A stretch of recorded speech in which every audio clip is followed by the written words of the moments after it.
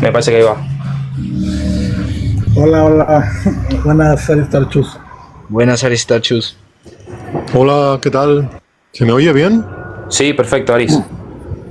A ver, un momento, espera que me pongo los auriculares.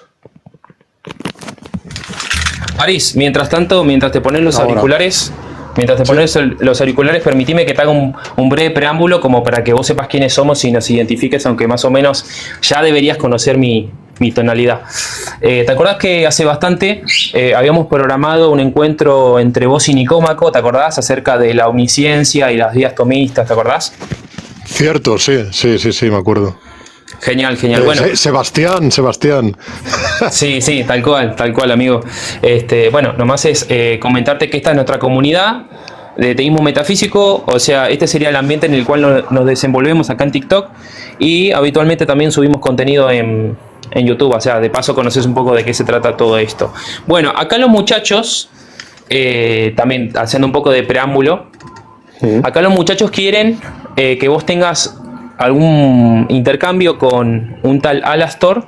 Alastor es un teísta clásico, un tomista. Bueno, en fin, digamos, Alastor conoce los argumentos en contra que vos has esbozado, digamos, en tus plataformas, en tus redes sociales. Entonces está enterado, digamos, generalmente de cuál sería tu forma de pensar o tu forma de abarcar las vías tomistas. Ahora, no sé si Alastor, te doy la palabra. Por lo menos un primer acercamiento entre Alastor y Aristarchus sería más bien, explico las líneas generales, ¿no? Como para que no hayamos traído ni engañado ni a Alastor ni a Aristarchus. En principio sería una conversación acerca de las vías tomistas. No sé si Alastor va a escoger una vía tomista puntual, teniendo en cuenta las objeciones que vos ya has presentado en tus redes sociales. Y bueno, que haya un intercambio, una conversación, ¿sí? No sé si están de acuerdo con estos parámetros. Sí, por mí perfecto. Dale, genial. Bueno, Alastor, te doy la palabra, a ver. Bueno, yo primero quería preguntar por algo que vi en un directo y fue cuando estabas hablando con Rafael Tapia, no sé si recuerdas, si mencionaste algo sobre la potencia, ¿no? Entonces tú decías que si Dios no tenía la potencia de ser tú, o sea, ser Aristarchus, entonces, por así decirlo, ya era en acto Aristarchus, ¿no? Entonces, yo no sé si lo dijiste pues así como bromeando o lo dijiste como un argumento, pero yo podría decir, ¿no? Que por ejemplo una semilla no tiene la potencia de ser gallina, pero eso no quiere decir que la gallina, o bueno, que la semilla sea gallina en acto, ¿no? O no sé con qué connotación lo dijiste. No recuerdo exactamente en qué contexto dije eso. ¿Eso dices que lo dije con Rafael Tapia? Sí, es que alguien había comentado algo, creo que Arturo, y tú le habías respondido. A ver, yo puede que lo dijera, aunque realmente no recuerdo en qué contexto lo dije, pero puede que lo dijera precisamente bromeando sobre el hecho de que en algunos casos se considera que si no... o sea, yo he escuchado argumentos tomistas, argumentos de teístas clásicos, que pretenden partir de la premisa de que si no se es cierta cosa, se está en potencia de ser esa cosa. Evidentemente, claro, para ridiculizar esa idea, pues yo diría, bueno, entonces... claro, si Dios no es yo, entonces está en potencia de ser yo, o por el contrario hemos de decir que, bueno, si no está en potencia, tiene que estar en acto de ser yo.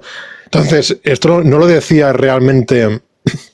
Yo le decía, creo, porque lo he usado alguna otra vez este argumento, que lo decía precisamente queriendo decir que si Dios no es algo, pues... bueno, si el acto puro, algo que está en acto únicamente y que no tiene ninguna potencia, no es algo, pues simplemente puede ser porque no puede ser ese algo, o sea, no tiene la potencia de ser ese algo. Y esto me serviría para algunos argumentos, como los del conocimiento divino, porque hay argumentos que intentan defender la omnisciencia de Dios. Esto, de hecho, por ejemplo, lo hablé con Enrique, que como sabéis es tomista, y para defender que Dios lo tiene que saber todo, se basan en el hecho de que Dios es acto puro, de tal manera que todo conocimiento lo tiene en acto. Y lo que quieren decir con esto es que si Dios desconociera algo, entonces estaría en potencia de conocer ese algo. Pero nuevamente yo aquí lo que digo es, no, puede ser que Dios no tenga la potencia de conocerlo y ya está, entonces no está en potencia porque no puede conocerlo. Del mismo modo que en el caso de ser, pues Dios no tiene por qué ser yo, para que eso implique que, o sea, para que no sea cierto que está en potencia de ser yo, simplemente no puede ser yo. No sé si me he explicado. Ah, claro, sí entiendo más o menos el contexto en lo que lo dijiste. Igualmente creo que era más el son de broma porque estabas como con Rafael Tapia un poquito ahí de leyendo los comentarios. Así. Era como argumento, premisa 1, premisa 2, premisa 3. Sí. Vale, a ver, ahora quería entender más o menos si es que tú haces la crítica de, por ejemplo, ¿no? La que plantea Mullins, la de si, por ejemplo, ¿no? Dios posee voluntad, es decir, puede decir entre hacer algo o no hacerlo, por ejemplo, crear el universo, pero su omnipotencia es infalible, es decir, que si quiere algo y efectivamente quiere ese algo, no pudo no haber querido lo que quiso, ¿no? Entonces, si Dios quiere que el universo exista, por su omnipotencia infalible, el universo, o sea, se tiene que dar necesariamente, o sea, no puede no existir. Es más o menos la crítica que hace Mullins, solamente con más premisas. No sé si la conoces o si la usas. No recuerdo haberlo usado de esa manera, pero creo que, por lo que has dicho, creo que podrías suscribir eso, que si Dios quiere hacer algo, puede hacerlo. De hecho, recuerdo una definición de la omnipotencia que creo que era más o menos la idea, lo digo un poco de memoria, pero la idea de omnipotencia divina era que o sea, Dios es omnipotente en el sentido de que todo escenario posible o lógicamente posible que Dios quiera actualizar es actualizado, o que no hay ningún escenario, o sea, no es posible que queriendo Dios actualizar una situación o que se dé una situación, esa situación no se dé. O sea que sí, yo creo que suscribiría eso, sí. Claro, y de hecho Mullins lo hace con la simplicidad divina, ¿no?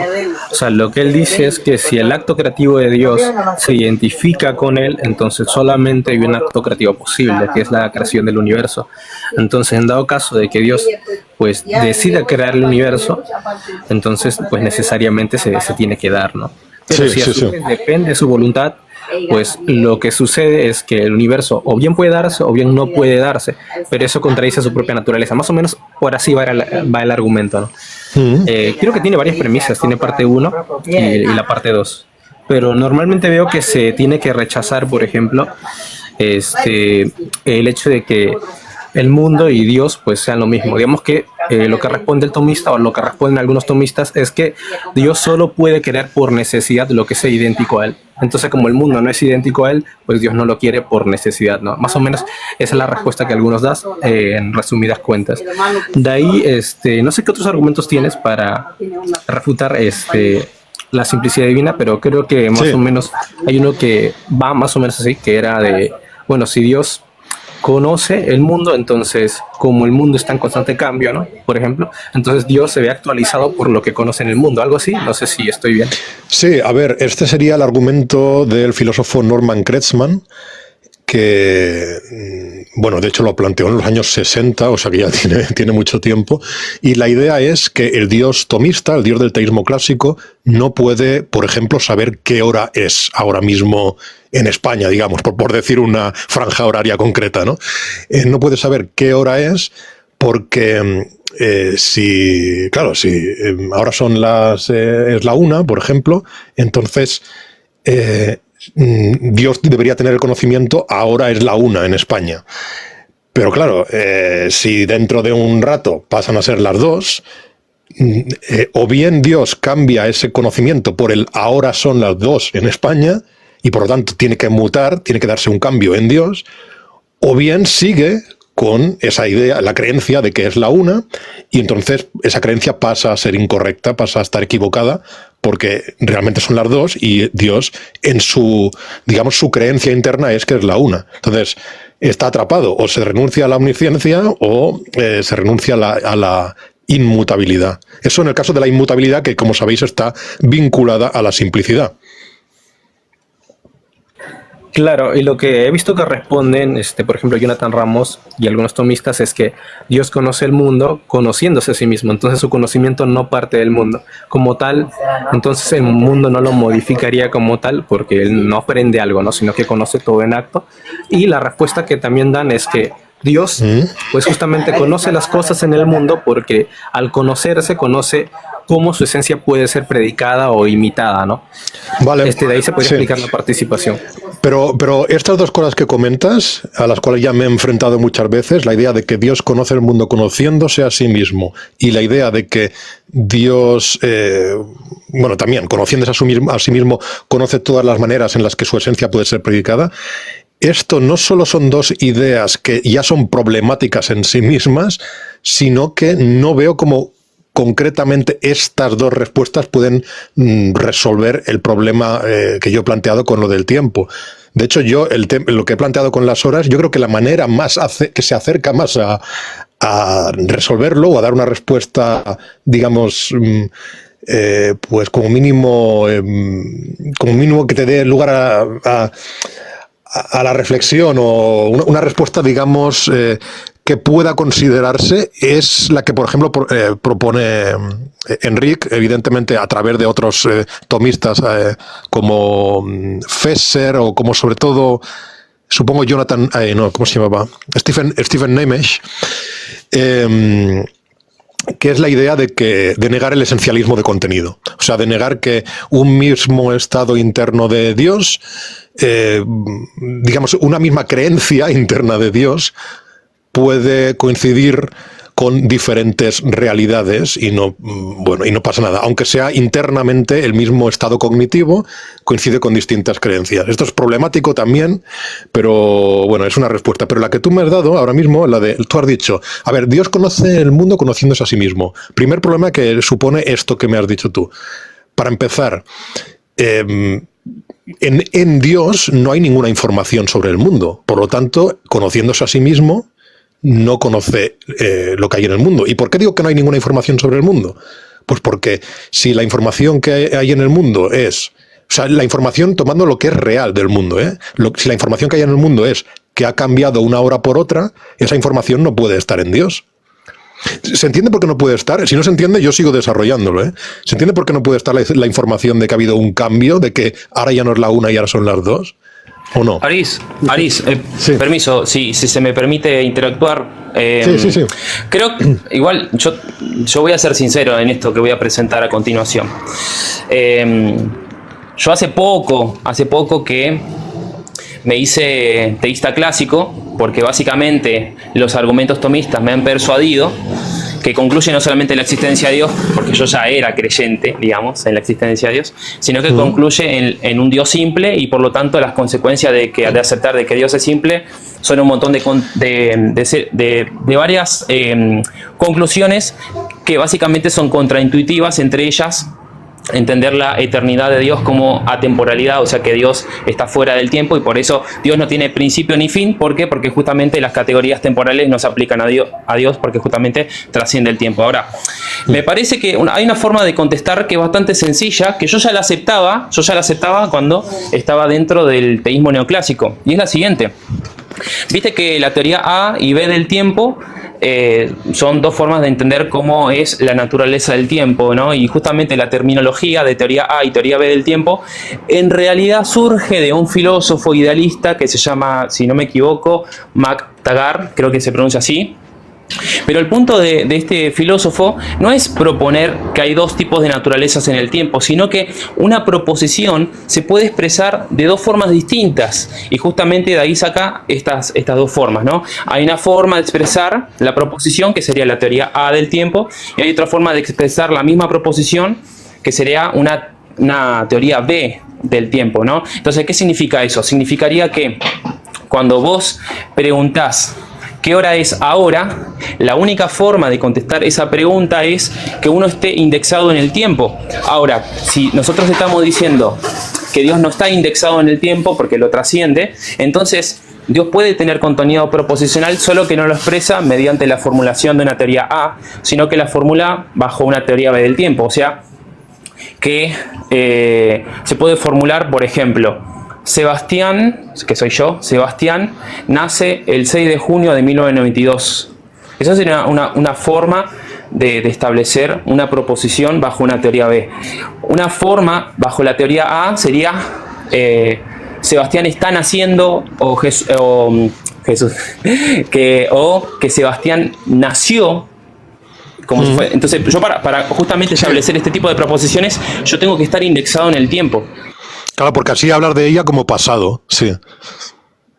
Exactamente, entonces me parece que la solución tomista es bastante sencilla, que de hecho... Pero eso no lo soluciona a no ser que realmente aceptes la teoría B del tiempo. Y me explico muy rápidamente.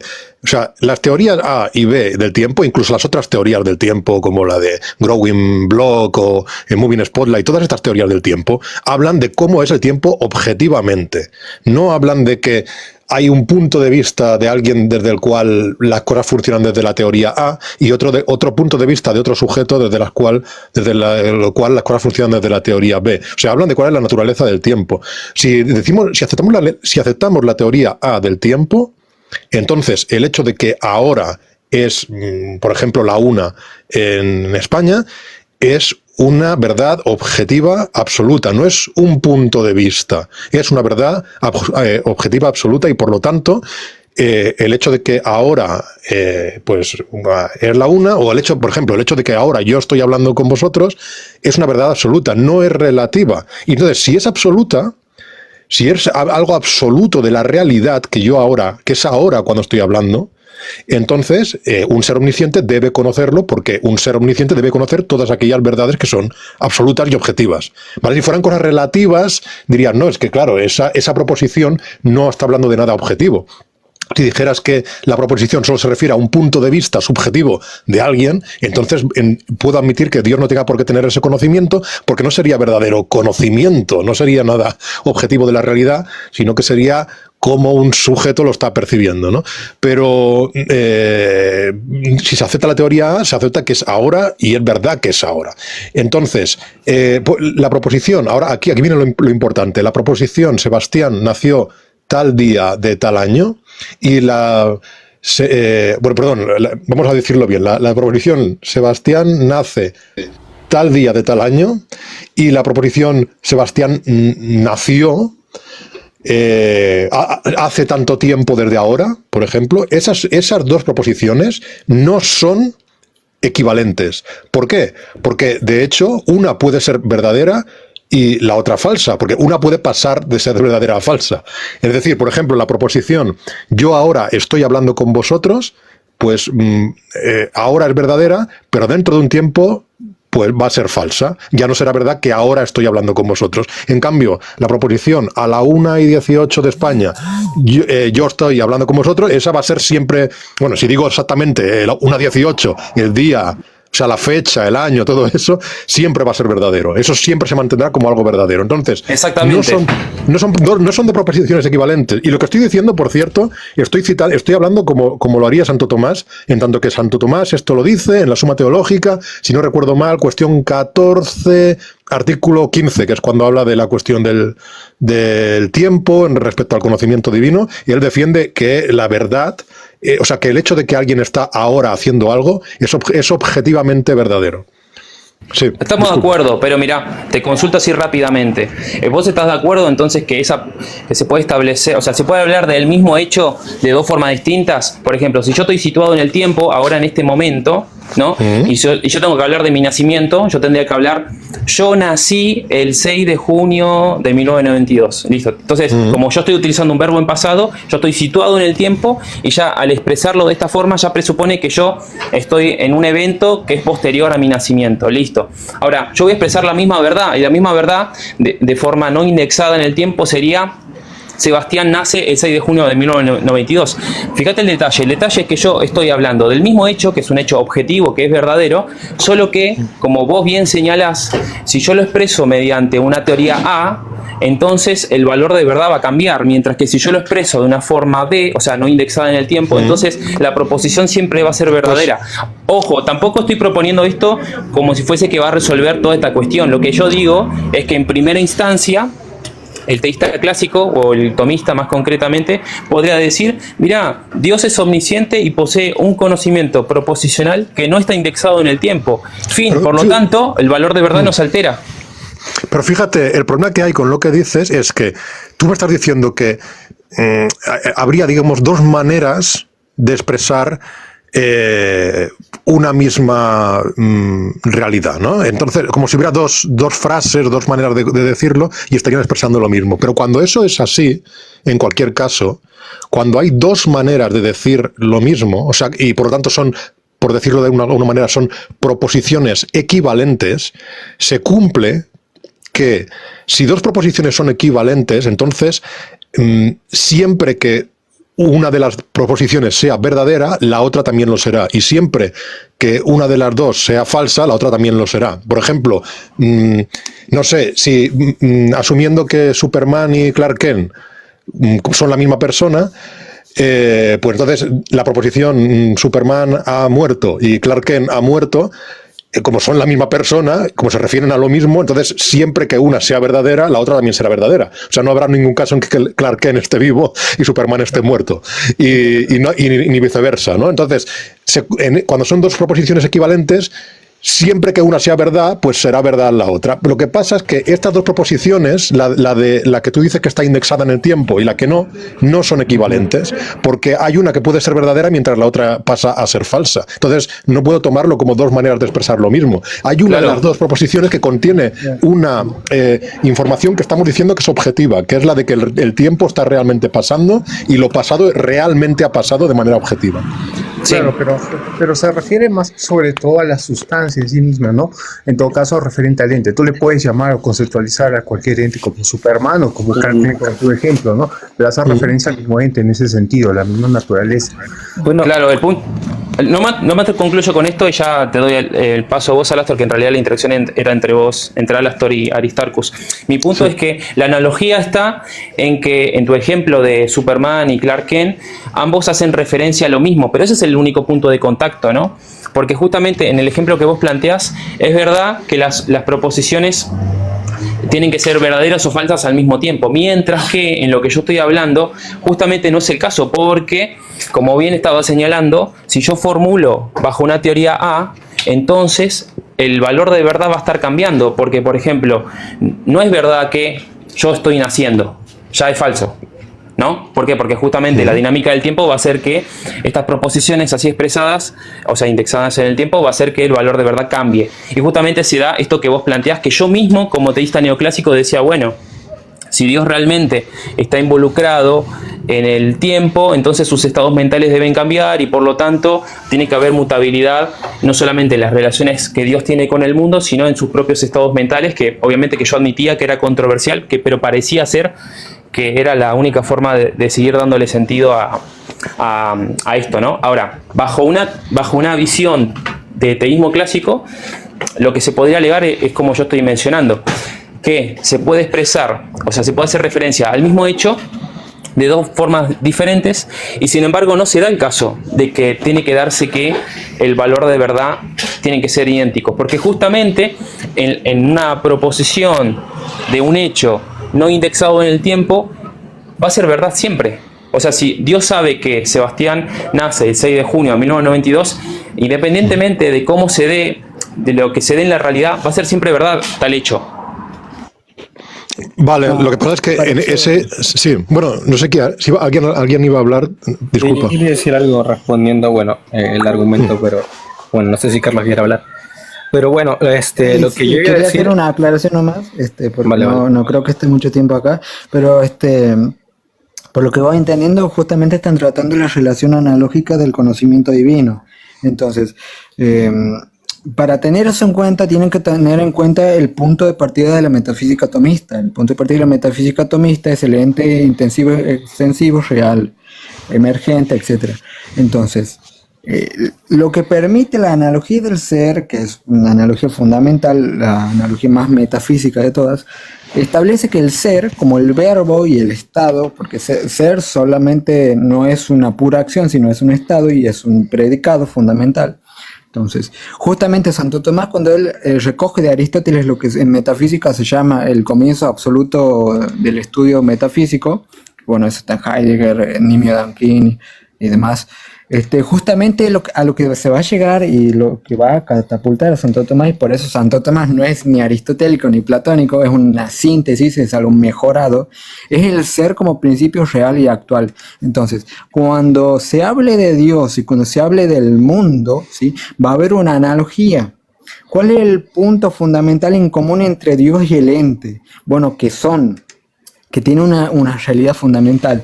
¿Cuál es la equivocidad, lo contrario, lo opuesto? Bueno, justamente que son de maneras completamente opuestas, pero eso no le quita la comunión. Entonces, en el acto de conocer, Dios puede conocer al ente por analogía. Esto significa, se dice, Dios conoce en un único acto simple porque al conocerse a sí mismo, conoce que también hay algo que se asemeja a él, el ente.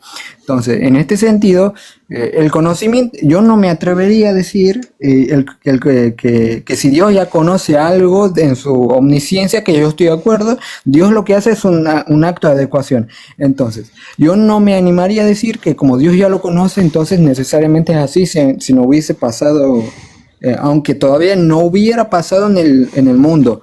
¿Por qué?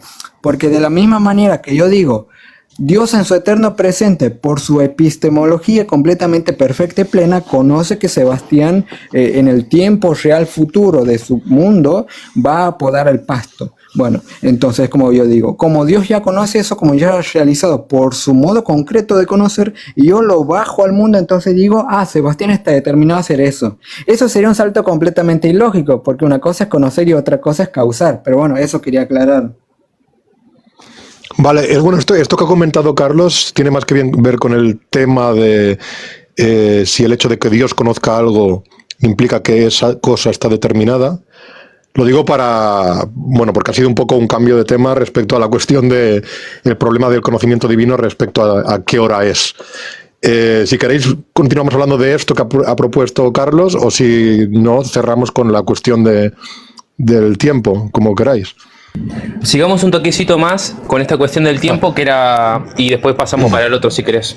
Vale, a ver, no, pues yo para cerrar esta cuestión, a ver, me habían planteado... Un segundito. Sí.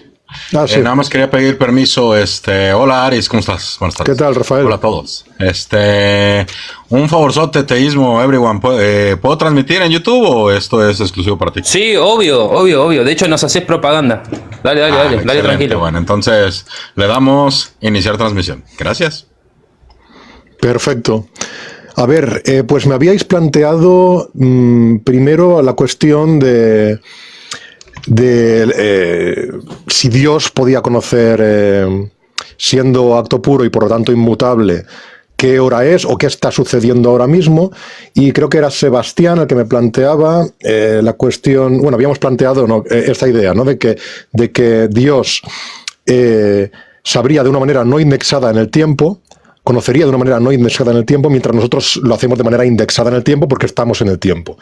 Bien, entonces mi respuesta a esto es muy sencilla. Es la cuestión de que si es verdad, objetivamente verdadero, que está transcurriendo el tiempo, tal y como se predica en la teoría A, entonces lo que proponía Sebastián implica que a Dios le falta algo de información respecto a la realidad. Porque es verdad que Sebastián decía, bueno, si Dios tiene el conocimiento de que Sebastián nace tal día, de tal hora, en tal lugar, pues esto va a ser verdad siempre, ¿de acuerdo? Pero lo que no va a ser verdad siempre es si ese acontecimiento está por suceder si está sucediendo ahora o si ya ha sucedido. Y en la teoría A se asume que el hecho de que un acontecimiento está por suceder o está sucediendo ahora o ya ha sucedido, se trata de algo objetivo. Entonces, hay una información objetiva que a Dios le falta. Y ese es el problema. O sea, no es el problema de que Dios lo conozca de manera distinta porque lo conoce de manera no indexada en el tiempo. Es que hay un dato, el dato de si eso está pasando ahora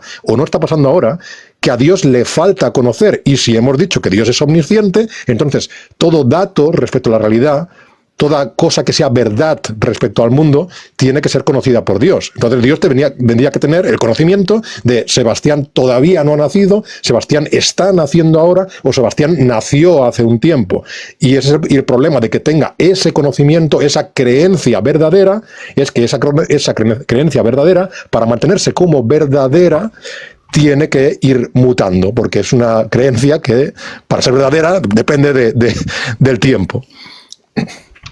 Bueno, no, yo diría que no se seguiría justamente en la explicación que yo he dado, es que Dios conoce en analogía del ser, ¿sí?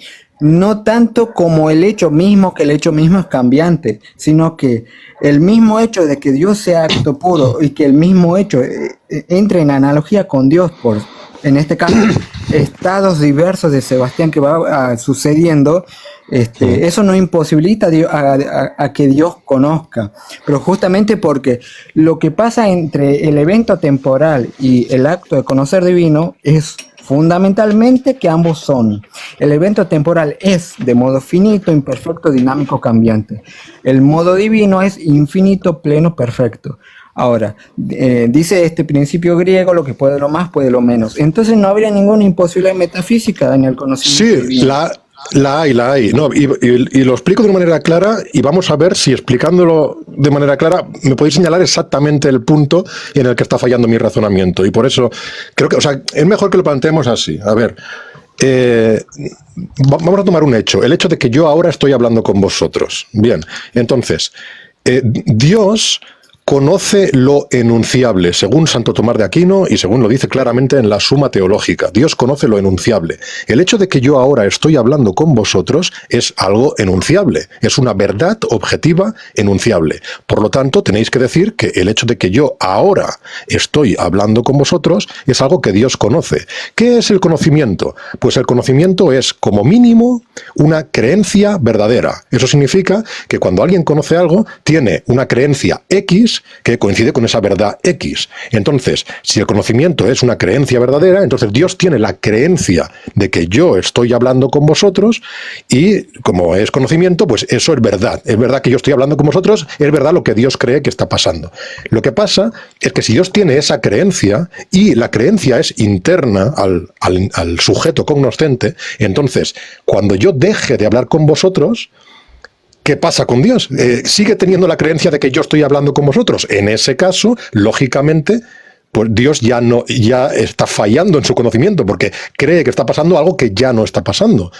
Y la otra opción es, no, Dios ha cambiado su creencia, ha pasado de creer que yo estoy hablando con vosotros a creer que yo ya no estoy hablando con vosotros. Entonces admitís que Dios es mutable. Entonces decidme en qué punto exacto, pero tenéis que señalar en qué punto exacto está el fallo en mis afirmaciones de lo que acabo de plantear. El fallo está desde el inicio cuando se asume de manera implícita una suerte de falacia de equívoco y más profundamente un nombre de paja.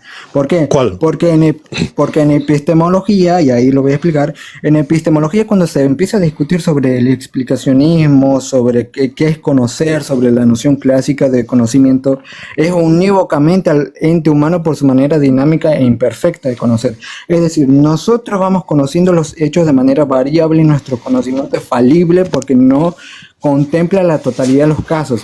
Definir, por ejemplo, conocimiento como la creencia verdadera, que se dice verdadera porque se justifica por el hecho que la explica, esa es la versión explicacionista, es una definición humana, no divina. Justamente en los libros de epistemología, como por ejemplo de Sanguinetti o de Roger Bernard, se define al conocimiento más de manera metafísica. ¿Cómo se define? Se lo define como el acto perfecto, ¿sí?, por el cual se aprende, en este caso, un modo de ser.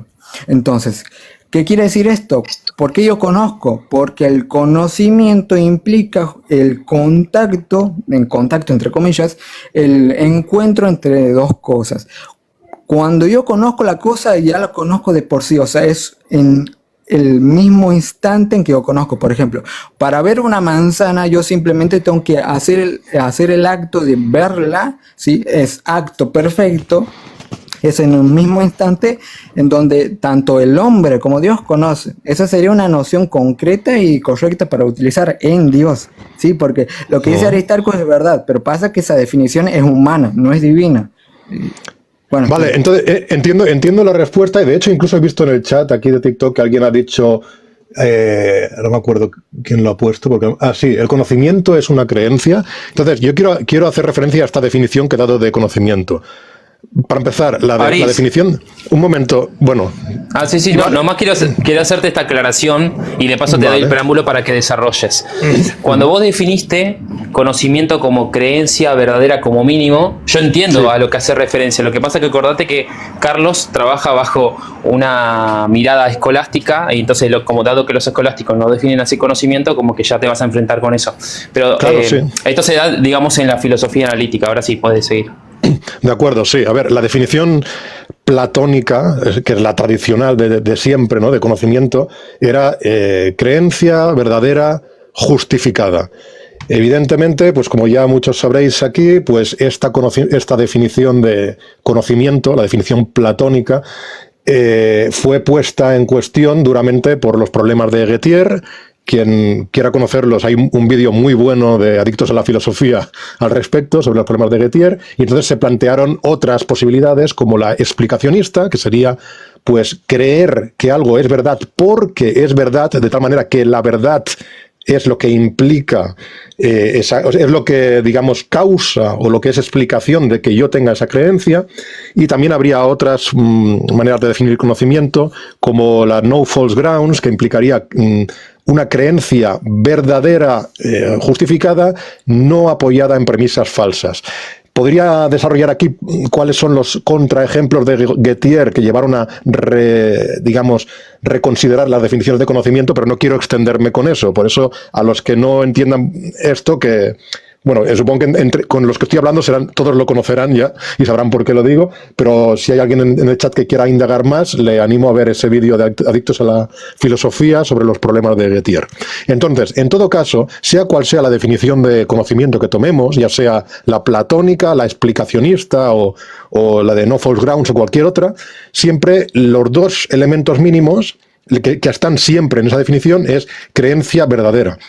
¿Y qué pasa cuando se renuncia a esa definición, como yo veo que está haciendo Carlos, para tomar otra, como esa de aprender, y se renuncia a lo de a la idea esta de creencia verdadera? Pues yo creo que lo que pasa es que se empieza a hacer ininteligible el conocimiento para nosotros. Entonces es algo que puede ser útil, y no lo digo con mala intención, pero puede ser útil para el tomista para escapar de este tipo de argumentos, pero es un poco como si yo estuviera intentando demostrar que, o sea, si me hubiera dicho que Dios es un círculo cuadrado, y yo estoy esforzándome aquí en demostrar que es imposible un círculo cuadrado, porque un círculo tiene una única línea curva y el cuadrado tiene 4 rectas con 4 esquinas, y estoy señalando las imposibilidades, las incompatibilidades, y me dicen, no, pero es que claro, yo estaba hablando de un círculo que no es curvo, ¿no? O estaba hablando de un cuadrado que no tiene esquinas. Entonces, claro, si se empieza a desdefinir lo que entendíamos por conocimiento y se sustituye por esa cosa de aprender, que a mí como mínimo me resulta muy poco inteligible, pues sí, evidentemente quizá podremos enfrentarnos al problema que implica lo que estaba planteando yo, tomando la definición que todos usamos siempre respecto a conocimiento, porque fijaos en que Carlos dice, no, es que esta es una definición humana. O sea, estamos haciendo un caso especial para la entidad divina, diciendo que ahí conocimiento significa otra cosa, de tal manera que como significa otra cosa, pues ya podemos evitar las contradicciones. O sea, le hacemos un caso especial y ya puede ser omnisciente, porque ahora el conocimiento en Dios ya no significa lo mismo que conocimiento cuando lo entendemos en nosotros. Ya no significa creencia. Sí. Eso es común, Aris, eso lo hacen con un montón de cosas. Nomás quiero digamos, defender a Carlos en este punto. Lo que a Carlos se refiere es que la forma en la que nosotros, seres humanos, adquirimos conocimiento es diferente a la forma en la que Dios tiene conocimiento, porque nosotros, sí. ahí se explicaría, digamos, viste que Pero ¿cómo sabéis, definición, ¿cómo sabéis que es conocimiento eso de lo que estáis hablando? Estáis hablando de otra cosa, de otro ser, y estáis hablando de un ser distinto a nosotros que hace otra cosa distinto a lo que hacemos nosotros. Bueno, sí, Carlos, sí. Claro. No, voy a responder rápido para que los demás hablen. A ver, el acto de conocimiento, sí, se dice aprehensión como la captación inmediata de una formalidad. Esto, reitero, esto está en Nimio Donkin, está en Henry Bergson. La noción de aprehensión está en básicamente todos los filósofos metafísicos de índole realista. Eso es aprehensión. Otra cosa es que alguien por determinadas cuestiones no la comprenda en su totalidad. Aprehensión, una cosa, Carlos, aprehensión, yo la hago con la mano, por ejemplo, aprender algo, no, justamente tomar ahí algo. estaría utilizando una falacia de equívoco, confundiendo una cotidianidad con un tecnicismo filosófico. Pues sea específico respecto a qué significa aprehensión en este caso. Bueno, pero yo no estoy obligado a saber lo que vos sabes y lo que no sabes. Entonces, la próxima sí voy a definir los conceptos. Sí, ahora, sí. Bueno, sí, nada, la próxima sí, para que no se malentendidos. No estás obligado, Carlos, pero valdría la pena el tomar en cuenta que por algo te lo está diciendo, ¿no? O sea, no te lo está diciendo de gratis, sí. ni está siendo si estamos en un irónico, debate de tomismo mínimo, y si estamos en un debate de tomismo y me citan muchos a Santo Tomás o cualquiera de ustedes, bueno, yo presupongo que mínimamente conocen algo de tomismo, por eso. Pero bueno, mi error. Entonces, la cuestión es justamente dos cosas. La aprehensión es esa captación, digamos, sobre una formalidad, entiéndalo, sobre un aspecto inmaterial, ¿sí? Sobre un principio inmaterial en el objeto, bueno, ya sea el ser, la esencia y la forma. Eso es la aprehensión, ¿sí? Con el intelecto. Entonces, en ese sentido, ¿cómo yo sé que Dios conoce? Bueno, justamente porque el ser se da de manera análoga, doctrina de la analogía del ser, y hay una participación trascendental que se nivela en el ser como acto. Justamente, como yo tengo lo que se llama el intelecto como una perfección pura, no trascendental, es decir, es una perfección que está en toda sustancia más perfecta, que es inmaterial. Entonces, como la causa primera es la fuente de la participación y también es fuente de las perfecciones inmateriales más perfectas que la materia, entonces esa causa debe ser inteligente en grado sumo. Y como yo aprendo de manera análoga, la analogía está en el hecho de que también aprende de manera intelectual, pero más perfecta, en un único acto. Es eso. Chicos, perdón, pero quiero hacer una aclaración nomás antes de que continúen. Más que nada, una explicación a Carlos puntualmente. ¿Qué pasó? ¿Se fue?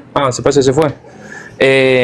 Quiero de vuelta delimitar, digamos, las condiciones bajo las cuales Aristarco subió, y la idea era mantener una conversación. Esto no es un debate, esto no se trata de dar definiciones previas y quién sabe más de tomismo, quién sabe menos. Porque si no, como que básicamente es como que parecería como que trajimos engañado a Aristarchus y viene acá a debatir con cada uno de nosotros. La idea es que no, la idea es que Cari se sienta cómodo, que Rafa también se sienta cómodo, bueno, Mateo ya desde la casa ya sabe cómo nos manejamos, y la idea es mantener un nivel, sí, ok, académico, ok, vamos para allá, pero vamos a manejarnos siempre en el contexto de una conversación amena, porque nadie es que se preparó para hablar de esto. Ahora sí, Aris, te cedo la palabra. Sí, a ver, yo el gran problema que veo en general es que lo que decimos, lo que se predica de Dios, lo que se dice en el tomismo de Dios, evidentemente su fuente, para nosotros, la fuente de la que se ha tomado esa idea de que Dios conoce, por ejemplo, evidentemente se ha tomado de lo único que se puede tomar, que son los seres que verdaderamente sabemos que conocen, que somos nosotros. ¿Vale? Yo sé que yo conozco y yo entiendo cuando se me explica que conocer es que mi creencia, que lo que yo creo que es verdad, coincide con la verdad, eso pues es perfectamente inteligible, porque es de donde yo he tomado la idea de lo que es el conocimiento, de que lo que yo creo que es verdad, es verdad. Ya después podemos hablar sobre si tiene que ser de manera explicacionista y por lo tanto la verdad sea causa de mi conocimiento o cualquier otra manera, ¿no? claro, esta idea de aprender, para mí también es problemática la idea, que, tal y como lo plantea Carlos, porque ha hablado, por ejemplo, de captar la forma de algo, ¿de acuerdo? Evidentemente, en el caso de Dios, ese captar no puede tratarse de una percepción. Yo cuando yo capto, como ser humano que soy, lo hago perceptivamente. Es decir, hay algo distinto a mí que yo conozco porque ese algo me ha afectado a mí. Ese es el caso del conocimiento a través de los sentidos, conocimiento sensorial. Una cosa que yo conozco ha causado en mí esa creencia de que esa cosa existe y por lo tanto ese conocimiento a nivel explicacionista. Bien, en el caso de Dios ya sabemos que un tomista dirá que no se trata de percepción, porque si se tratase de percepción, entonces estaríamos hablando de que hay algo que ha actualizado una potencia en Dios, lo cual es imposible porque Dios es acto puro, no puede estar actualizado por las cosas que conoce. Entonces, ¿cómo se evita esto? Bueno, pues se puede decir, no, es que nada distinto a Dios ha actualizado a Dios porque Dios conoce lo demás conociéndose a sí mismo. Que esta supongo la idea que defendería cualquier tomista, ¿no? O sea, no es que lo distinto a Dios ha actualizado a Dios, es que Dios conoce en sí mismo las cosas distintas a Él. Y aquí viene el problema de que ya he explicado en algunas otras ocasiones, de que en Dios no hay esa información, ¿de acuerdo? Y esto lo he explicado muchas veces. El ejemplo lo puse, por ejemplo, en mi conversación con Enrique, en su canal, en Filoadictos Clips. Es lo de la bombilla roja o verde, ¿no? O sea, si yo, para saber si hay alguien en una habitación, fuera de la habitación coloco una bombilla que puede ser roja o verde, y que sea roja cuando la habitación está ocupada y verde cuando la habitación está libre, pues sí, esta bombilla da información respecto a lo que pasa en la habitación. Será roja si está ocupada y será verde si no está ocupada. Pero si yo tengo una bombilla que es siempre del mismo color, por ejemplo, siempre verde, tanto si está ocupada como si está libre, esa bombilla no me puede dar ninguna información sobre si la habitación está ocupada o está libre, porque la bombilla siempre está verde, siempre está encendida y siempre es de color verde, siempre. Entonces, yo mirando esa bombilla, yo no puedo obtener ninguna información del fenómeno contingente que hay dentro de la habitación. El fenómeno que hay en la habitación es contingente, puede ser de una manera u otra. Puede ser que haya gente o puede ser que no haya gente, que esté ocupada o que esté vacía. Entonces, para que yo mirando algo, o sea, a través de algo, yo pueda conocer ese fenómeno contingente, ese algo también tiene que ser contingente y variar según cómo varíe el contenido de la habitación. Si la bombilla siempre es verde, no me puede dar información. Pues eso es Dios. Dios, conociéndose a sí mismo, conoce algo que es siempre igual. Es inmutable, por lo tanto, es siempre igual y además es igual en todo mundo posible. Por lo tanto, es igual en cualquier, digamos, escenario alternativo. Así que Dios no puede ni conocer escenarios alternativos ni conocer el mundo cambiante conociéndose a sí mismo, porque en ese sí mismo no hay información ni respecto a lo cambiante ni respecto a lo contingente en distintos escenarios alternativos. Chicos, una aclaración para aquellos que están comentando ahí en el grupo de chat, que se están quejando de que esto es un monólogo, de que hablan mucho. Bueno, miren muchachos, Aris es el invitado, por lo tanto, si él quiere desarrollar y ese desarrollar le lleva tiempo, bueno, que le lleve tiempo. Ahora, si alguno tiene algo que decir, digamos, de los que están acá en el chat, el profe, Calastor, Arturo, Rafa, el profe o Carlos, que deje más o menos que cada uno desarrolle la idea, y cuando justo quiere interrumpir, dice permiso, quiero interrumpir, y bueno, que la otra persona dé el acuerdo y vamos manteniendo un diálogo más o menos fluido. Aquella persona que dice, hace como 20 minutos que escucho lo mismo, bueno, no sé, váyanse a otro live, porque la dinámica que vamos a manejar en este momento va a ser así, porque queremos aprovechar a Aris, al público de Aris, y al público que también trae Rafa y así. Así que lo lamento, pero la dinámica va a ser esta. Sí, y por eso no he querido interrumpir de ninguna manera, porque la plática ha estado fluida en ese aspecto y en ese tema, ¿no? Y no quiero desviarlo en otras direcciones. La verdad es que ha estado súper bien y por eso me he mantenido callado. Muchas gracias. Muchachos, quería aportar algo. ¿Se puede? Sí, claro, dale, tranquilo. Bueno, primeramente saludarlos, Alastor, Arturo, Aristarcus, profe, Carlos, bueno, y todos los que están por acá, y Sebas, obviamente. Yo quisiera empezar con la objeción que planteé. Voy a empezar por otro lado. Voy a empezar por el tema de la epistemología. Creo que cuando Aristarcus asume que el conocimiento de alguna manera tiene que tener o sea, tiene que ser fáctico prácticamente, o sea, que tiene que, bueno, y que veo que le gusta mucho el explicacionismo. Imagino que se debe a que considera que la verdad y el conocimiento están como emparentados, ¿verdad? Pero en el fondo eso sería como una petición de principio, digamos, a nivel general filosófico, porque justamente dependiendo de la concepción de conocimiento es cuánto va a estar emparentado el concepto conocimiento a el término verdad. Lo que hace el explicacionismo principalmente es casi que equiparar el concepto de verdad al de conocimiento. Digo casi porque simplemente se relaciona a la posición del sujeto con respecto a su creencia, ¿verdad? Y si esta es verdadera. Ahora, eso por ahí. O sea, el tema de la definición es un tema que es prácticamente sin fin, ¿verdad? Que se va a discutir por siempre. En ese sentido, por ejemplo, el explicacionismo, decía Aristarcos que ayuda a que algunas cosas no sean ininteligibles. Sin embargo, el explicacionismo también tiene algunos problemas. Por ejemplo, que el Big Bang, por ejemplo, en este momento no podríamos decir que es conocimiento, porque el Big Bang no se sabe si es verdadero en realidad. O sea, entonces, cuando un científico dice conocemos que hubo un Big Bang, estaría equivocado bajo el explicacionismo, puesto que es por las predicciones que se considera bajo desde el racionalismo crítico de Popper que una teoría, ¿verdad?, satisface el criterio de certeza científica, que no está ligado al concepto de verdad, porque la ciencia en sí simplemente se limita a las predicciones, a la experimentación y a que vaya acorde con un cuerpo teórico. Entonces, por ese lado, para dejarlo por ahí, porque el explicacionismo sí conlleva eso, de que prácticamente la mayoría de discusiones sobre el origen último,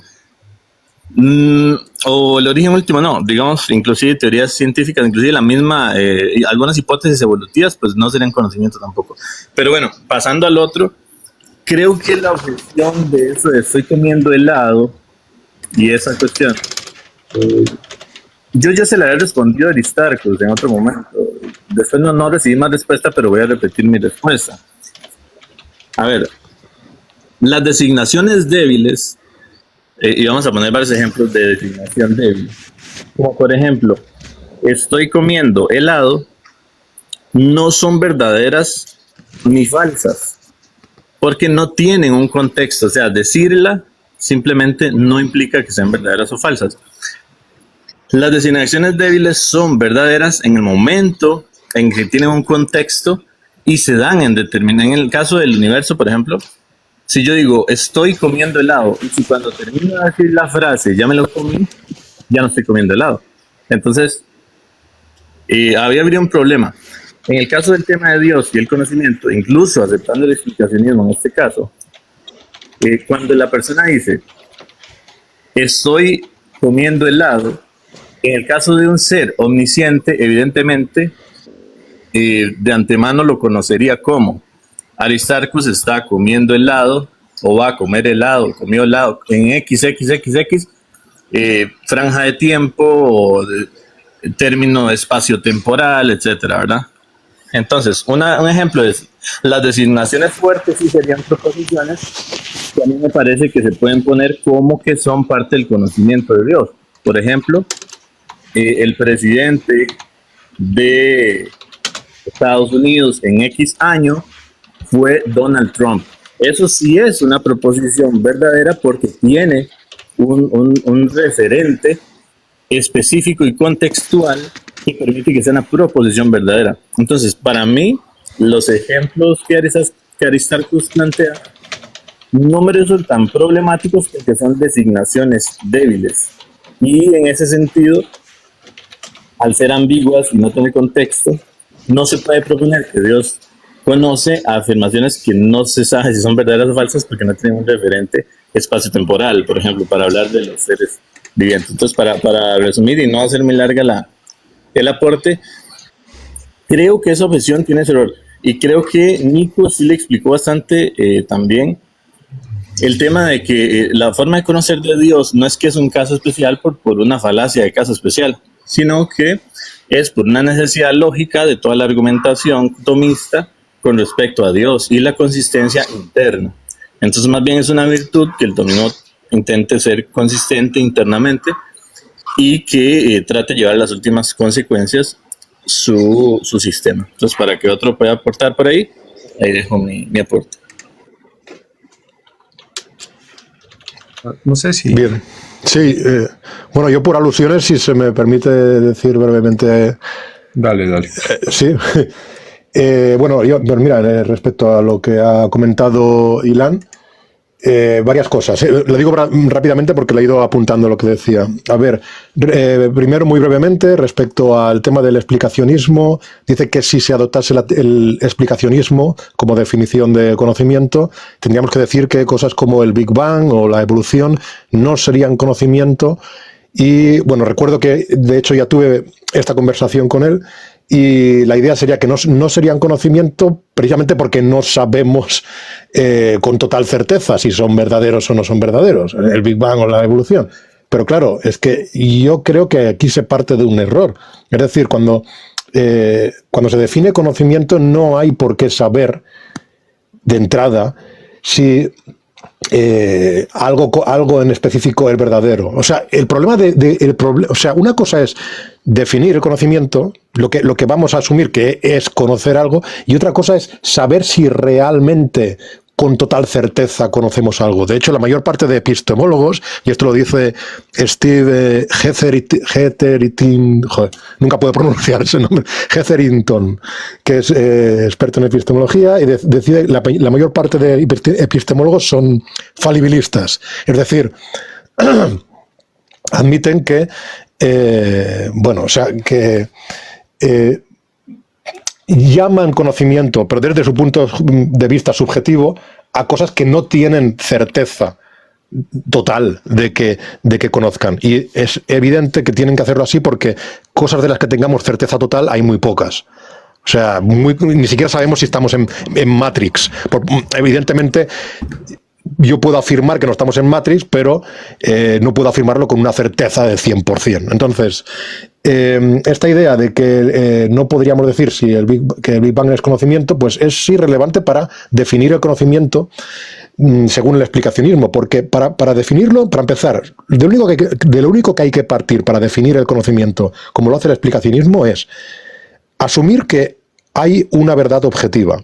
Y yo creo que esto sí que podemos decirlo con contundencia, entre otras cosas porque es inescapable esa idea. No nos podemos escapar de la idea de que hay algo que es verdad objetivamente, hasta tal punto que si dijéramos que no hay verdad objetiva, pues hombre, si queremos estar diciendo algo, eso tendrá que ser una verdad objetiva.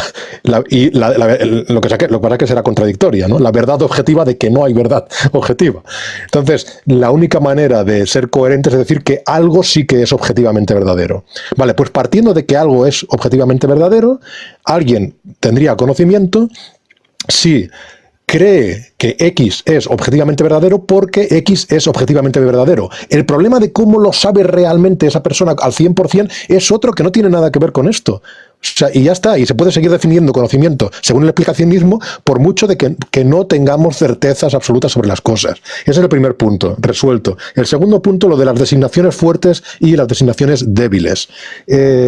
Ilan dice que las designaciones débiles no serían ni verdaderas ni falsas. Eso lo ha dicho de esta manera, lo ha apuntado en el momento que lo ha dicho, como una designación débil sería, por ejemplo, que ahora estamos en el hemisferio norte de la Tierra, ahora estamos en primavera, pues eso supongo que sería una designación débil, porque hace referencia al ahora, y según la posición que yo he entendido que estaba defendiendo Ilan, tendríamos que decir que eso no es ni verdadero ni falso, que ahora en el hemisferio norte de la Tierra, ahora es primavera, que solo sería verdadero, o sea, por ser una designación fuerte, solo sería verdadero o falso, pues el hecho de que en tal momento, en tal día de abril, era verdad, o es verdad, digamos, atemporalmente, hablando sin tensión, es verdad que en el hemisferio norte es primavera. Pero no, yo esto creo que cualquier persona que defiende la teoría A del tiempo y que defienda que el devenir temporal es un fenómeno objetivamente real, tiene que admitir que el hecho de que ahora en el hemisferio norte es primavera es algo que es objetivamente verdadero y que es susceptible de ser objetivamente... o sea, es una afirmación que susceptible de ser objetivamente verdadera o falsa, y en este caso es objetivamente verdadera. Y por lo tanto, cualquier ser que sea omnisciente tiene que conocer esta verdad objetiva. Y lo último, ya no me acuerdo porque... sí, lo de la falacia del... lo de que estaríamos cayendo en un caso especial para Dios, y Ilan decía que no sería el caso porque cuando se le atribuyen, digamos, ciertas características a Dios, pues se hace porque se ha llegado de esa manera a través de los argumentos del tomismo y se llega a esa conclusión. Pero lo que pasa con esto es que hay una manera igual de legítima de resolver esa conclusión, que es, por ejemplo, decir que Dios no tiene conocimiento del mundo y ya está. Es lo que hacía Aristóteles, de hecho. Y aquí creo que hay muchos aristotélicos. Entonces, Dios no tiene conocimiento del mundo y ya está. No tiene por qué tener conocimiento del mundo. Y el hecho de que debe tener conocimiento del mundo no es algo que realmente pueda demostrarse. Y claro, evidentemente aquí me meto en un problema porque ya sé que me diréis que sí, pero no es algo que se pueda demostrar ni a través de las vías tomistas, ni de argumentos del tomismo, ni de otros argumentos. No hay nada que implique en los argumentos que hay en, por ejemplo, la cuestión 14 de la Suma Teológica, que Dios conozca el mundo. Por lo tanto, yo diría simplemente que no es que tengamos que inventarnos que el conocimiento en Dios significa otra cosa distinta a lo que significa el conocimiento en los humanos. Simplemente, pues eso que hemos llamado conocimiento y que se nos presenta únicamente en los humanos y en otros seres de nuestra experiencia, pues se lo podemos negar a Dios, y esta es la opción más razonable, en lugar de decir que en Dios el conocimiento es otra cosa con otra definición. Lo cual para mí es hasta cierto punto tramposo, ¿no? Porque le atribuyes a otra cosa con otra definición esa misma palabra para poder decir que Dios es un ser personal con conocimiento. Ya está, era eso. Sí. Chico, nomás como para ir delimitando, digamos, ahora le voy a dar la palabra acá, quédate tranquilo acá, pero quiero delimitar de lo que estamos hablando, porque si no vamos a estar volviendo a los temas una y otra vez.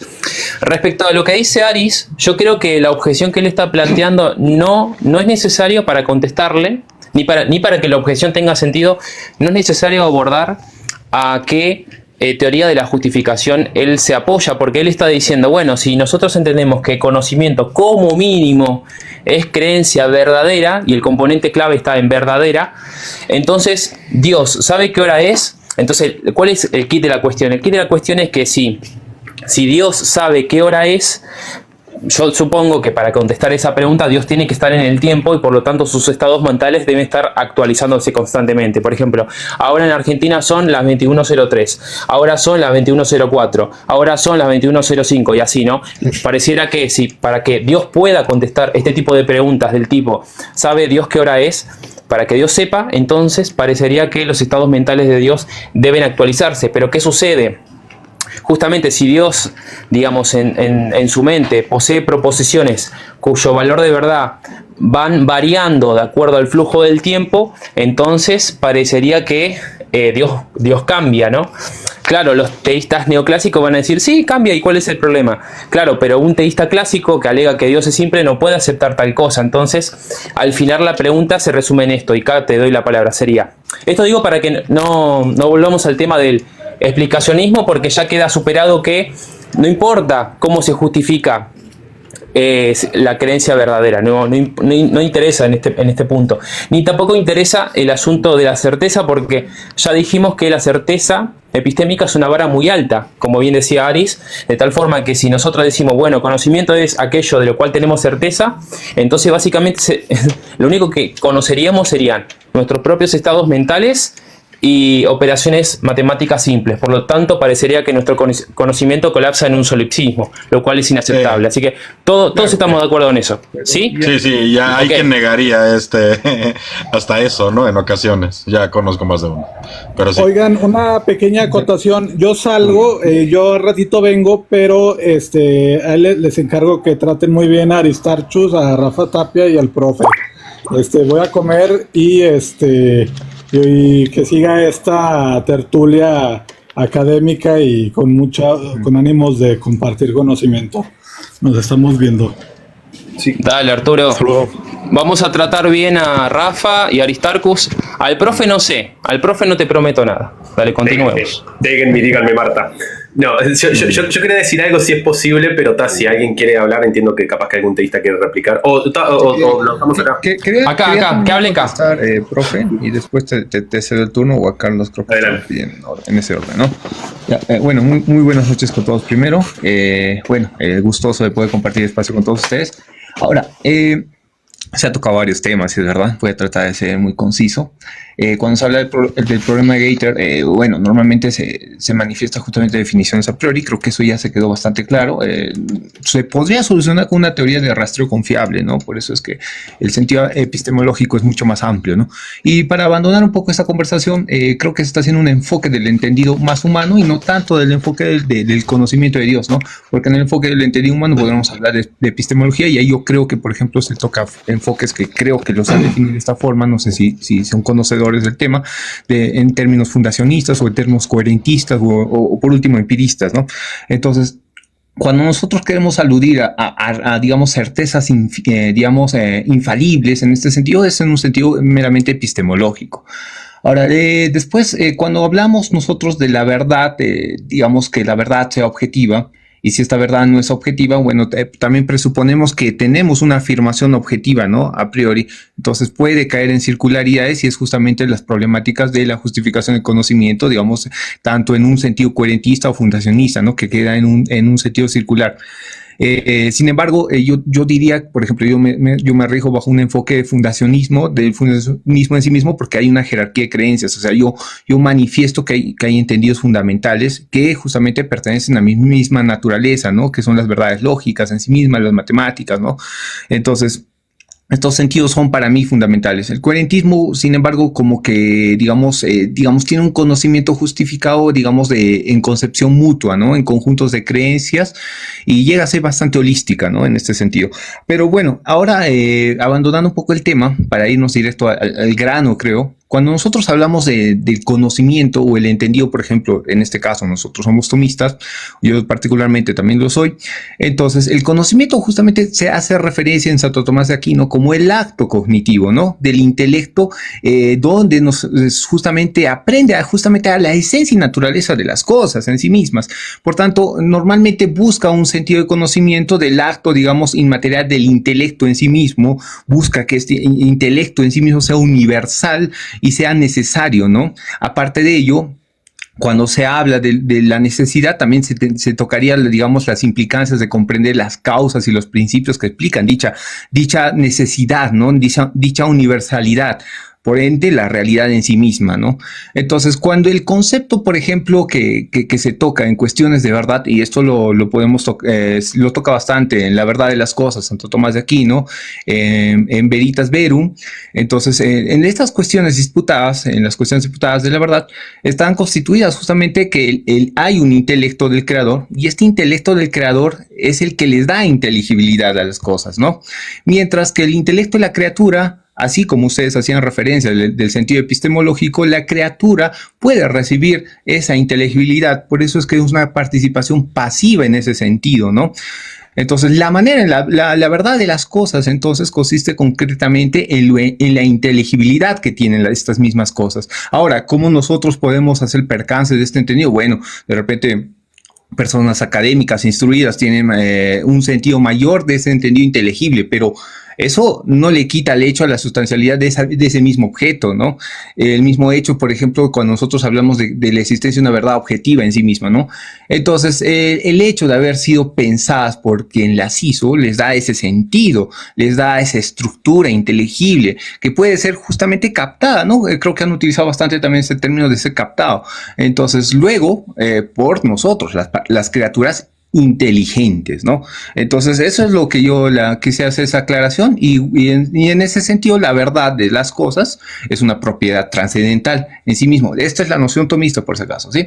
Es decir, esas propiedades tienen en sí todo en ente en cuanto a ente, ¿no? ¿Y por qué? En la medida de que las cosas, digamos, han sido pensadas por digamos, intelecto creador, ¿no?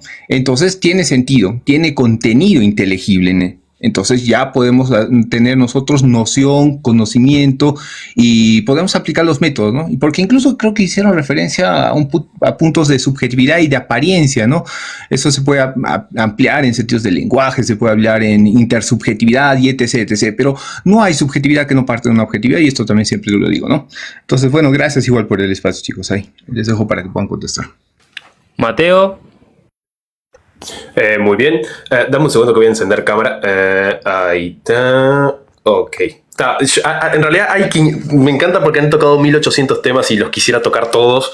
El tema es que no puedo ser tan codicioso porque tocaron ciertos temas con respecto a los problemas de Gettier y la cuestión del conocimiento.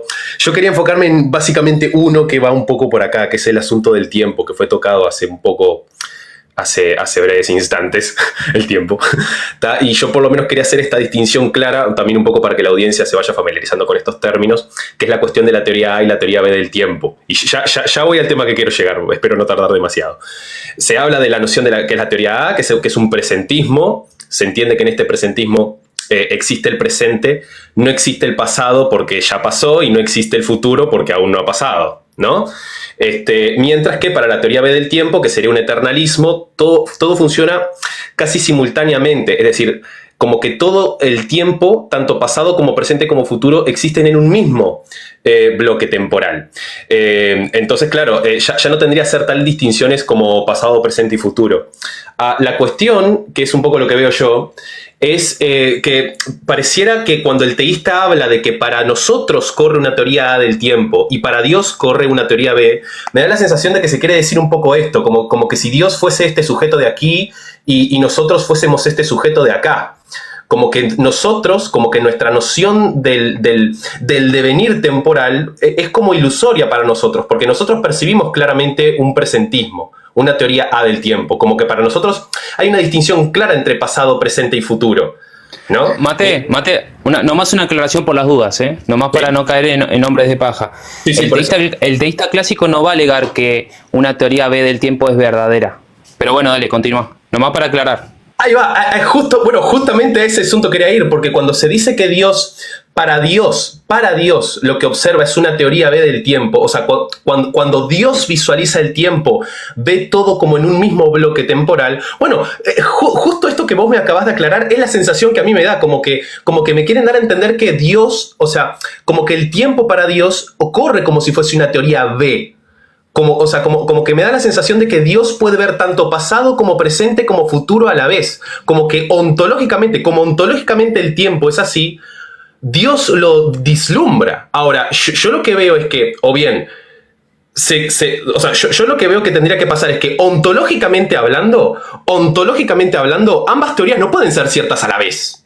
O sea, o bien ontológicamente hablando hay una teoría B, o ontológicamente hablando hay una teoría A. Es decir, ambas a la vez no pueden ser ciertas.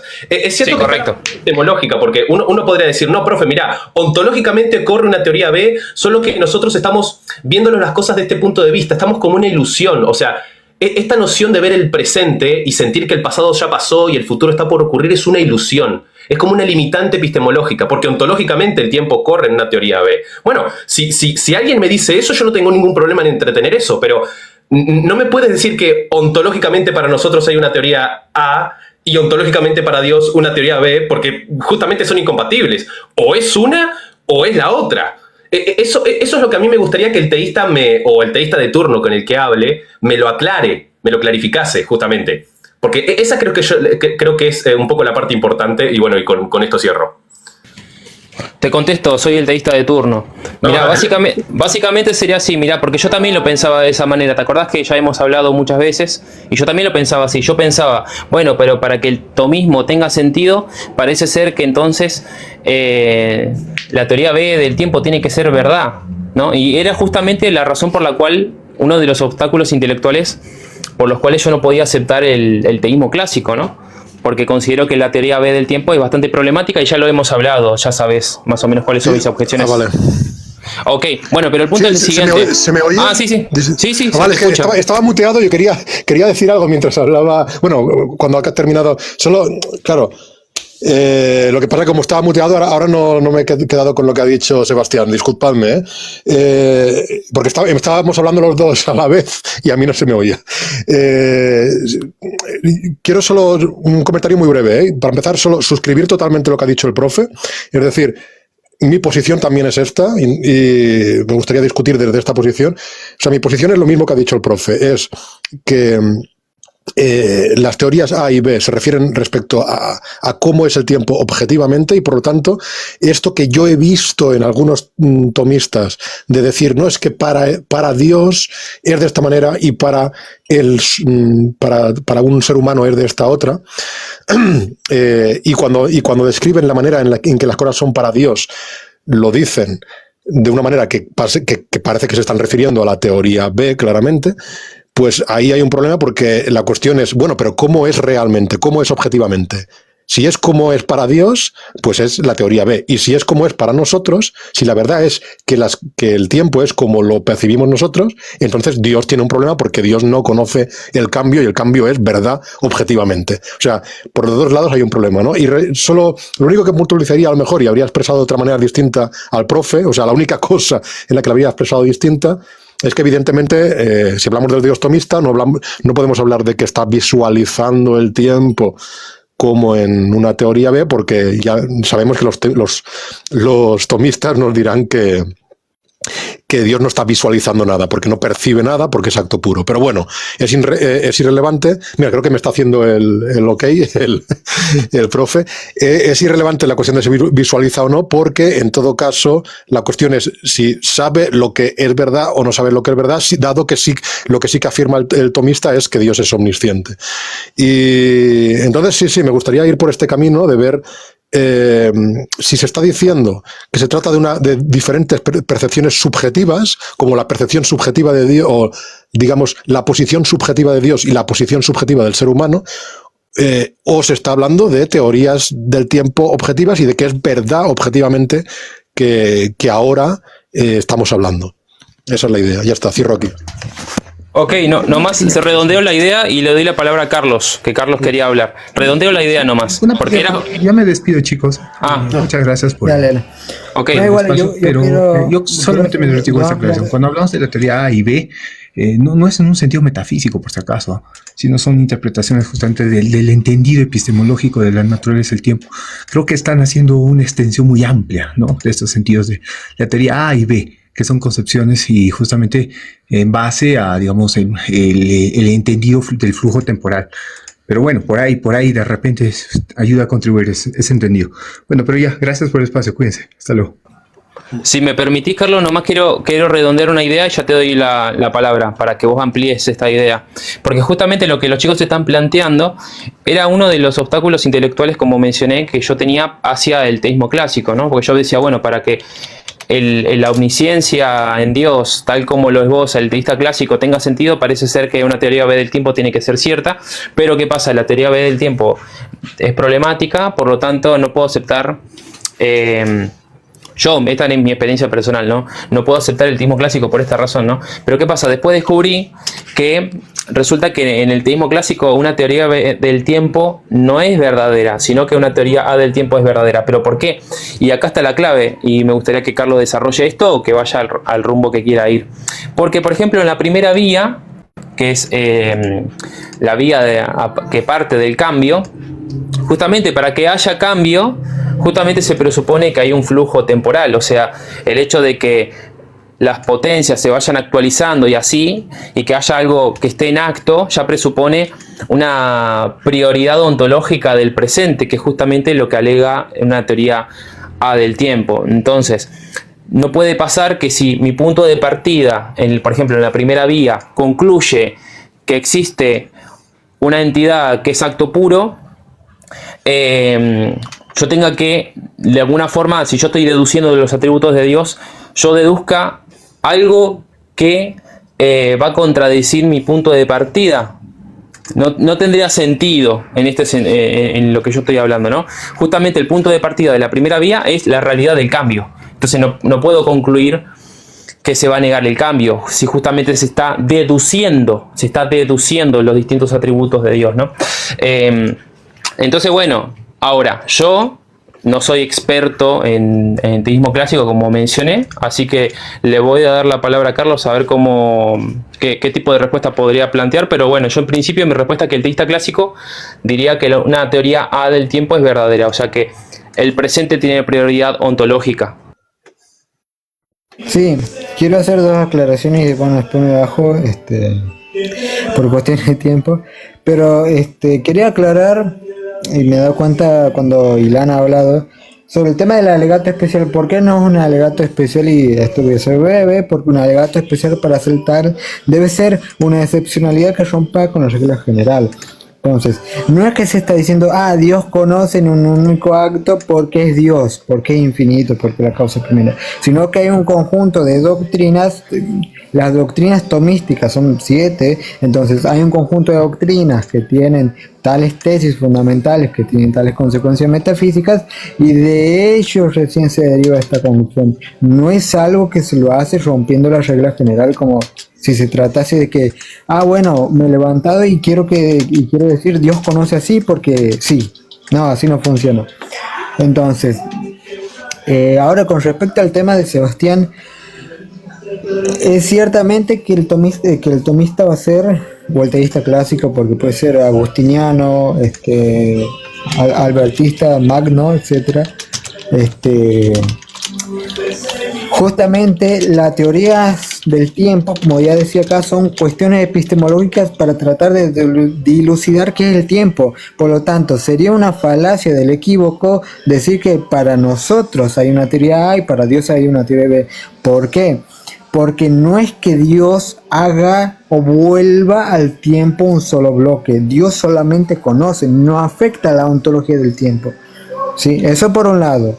Por el otro, como bien decía Sebastián, y esto lo quería tocar, ¿cómo yo sé que la primera vía es verdadera? Bueno, porque en sí mismas todas las cosas que son actos potenciales van actualizándose, o sea, van pasando de estados actuales a potenciales, según sus condiciones metafísicas y ontológicas, porque son ellas mismas. Entonces, lo que se llama como ciencia de visión, que Dios ve el fluir temporal tal como es, pero de su modo epistemológico, en un único presente, quiere decir que justamente el tiempo en sí mismo funciona como lo dicta la teoría A. Dios no hace verdadera la teoría B. Dios simplemente contempla que sí, capaz de modo pedagógico podamos decir, Dios conoce como se conocería en la teoría B, eso sería correcto, pero decir que Dios vuelve verdadera la teoría B del tiempo, eso ya es un error.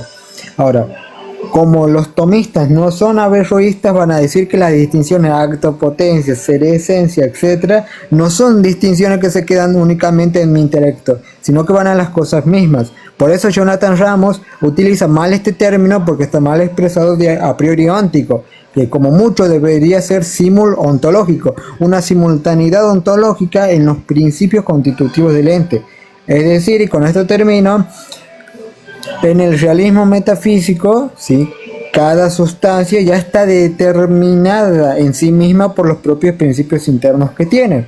Entonces, como todas las cosas temporales ya están determinadas como temporales por sus propios principios compositivos, la teoría A funciona así en la realidad. Pero bueno, eso era únicamente. Y bueno, muchas gracias por el tiempo, el espacio y el diálogo. Y bueno, si más tarde están, voy a hacer el intento de subir.